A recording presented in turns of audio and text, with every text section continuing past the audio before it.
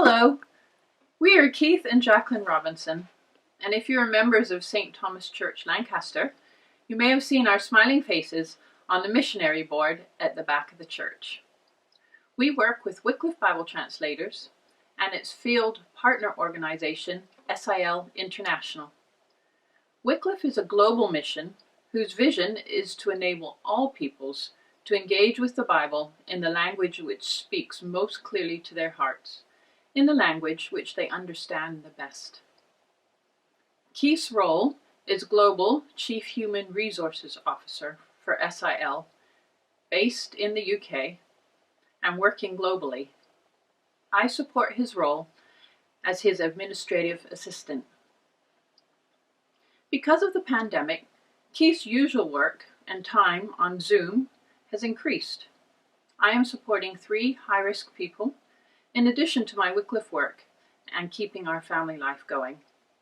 And our daughter has a full timetable of work in her 6th form studies, which she's accessing online. As the Chief Human Resources Officer in SIL, I'm very involved in our organisation's response to the COVID crisis. SIL is very aware and working with a number of other missions, so the 4 points I want to make to you apply to a number of international missions, not just SIL. So as you're thinking of and maybe praying for global mission, these 4 points I hope will give you some guidance as to how you can pray effectively. Firstly, COVID is having a huge impact on our staff globally. Staff are caught in locations they didn't expect to be, either at home or in their field situation.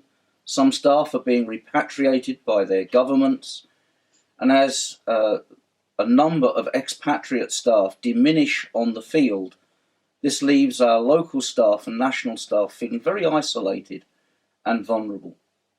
So as you think of and pray for people, please pray for those overseas. But equally, people like myself who work from their home locations are finding themselves with additional workloads, additional meetings, all of which adds to the stress. The second aspect of the COVID crisis that is causing an impact in global missions is the impact on the leaders, both at the field level and the international level. All the normal parameters have now been removed. People don't know whether programs and projects are going to be able to continue, what the funding situation will be in the future, whether we'll even be able to continue working in some countries as governments have removed the visa platform.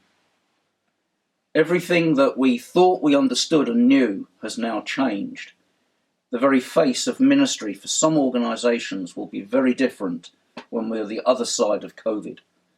And each administrator and leader and mission partner is trying to think through and pray through and try and understand what is happening in our time and how should we respond to it.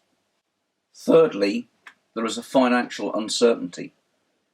For some national ministries in the UK who have relied traditionally on event fundraising, it's completely dried up. The global and international ministries like SIL often have churches like St. Thomas's who are supporting them on a regular, ongoing basis. And for that, we're extremely grateful. But in the bigger plan, the impact of people being furloughed or laid off of work globally is starting now to show in the support available to individual workers like ourselves, but also to programs and projects that the mission organisations are trying to raise. Where income is low, often a mission is not able to support a local employee. And employees of international missions are often supporting extended families with their wages. So the financial and economic impact is potentially going to be very large in the mission world, not just at the individual, but also at the project and program level. Please pray that organisations can be wise and that God will be faithful to his people in this situation.